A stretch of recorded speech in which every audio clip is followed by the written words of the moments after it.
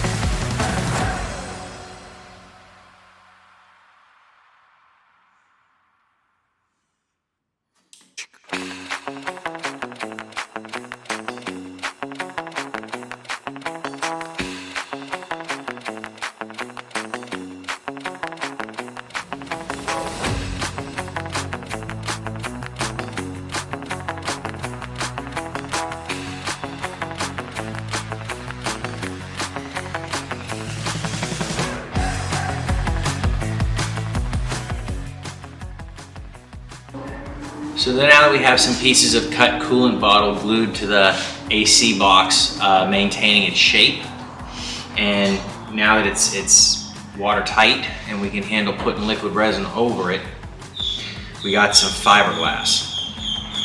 We got some fiberglass resin, some hardener, and we got both. We got a fiberglass mat and we got a fiberglass cloth. I'm going to try to use the cloth because I want to try to do it in just one layer if I can with some resin. We don't want to build up the AC box to be too thick because it's a really tight tolerance with the engine right next to it, and if we build it up too thick we might end up with clearance issues, or we might have it really close to the exhaust where it starts getting really hot. So it's important that whatever repair we make to this AC box stays as thin as it can be. And that's what we're trying to do. Mixing up the resin is pretty easy and straightforward. You get a mixing cup.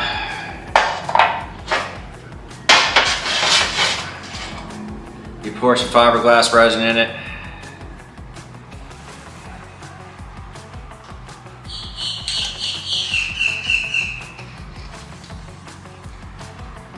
This whole big bottle of fiberglass resin gets this tiny little bottle of hardener.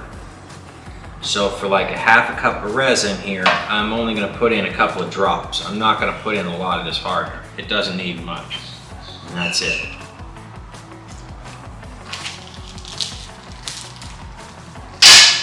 Now I'm going to take my spatula and I'm going to mix it real good.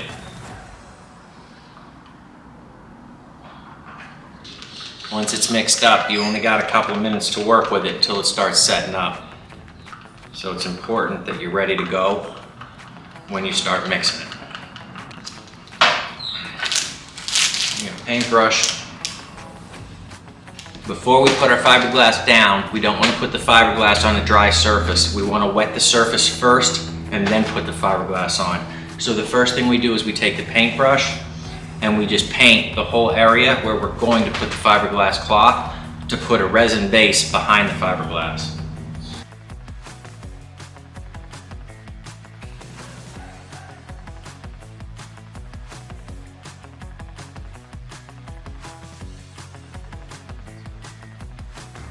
Here we have the first layer of fiberglass already applied to the box, covering our coolant bottle patches.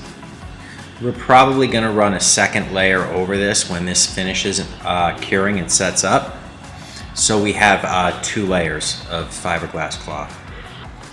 We're about to apply the second coat, or the second layer of fiberglass, second sheet of cloth. First we're going to mix up some resin. Okay. Now, with a paintbrush, and we'll apply a coat of resin right over the old fiberglass.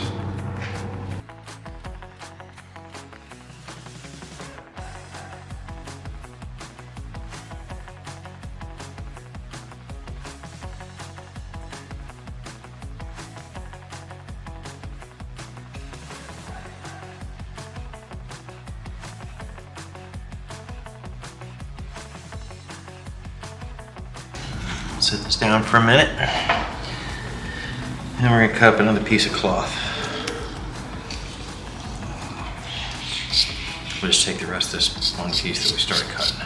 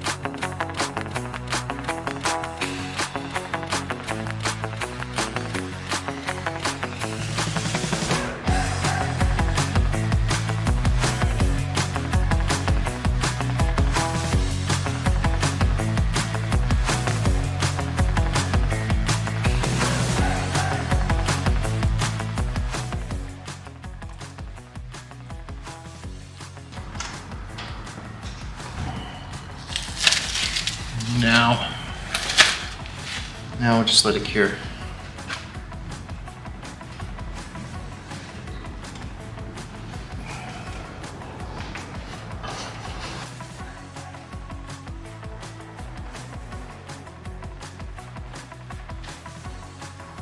And this completes our repair. Underneath the paint, there are 2 layers of fiberglass, so the repair should be nice and strong.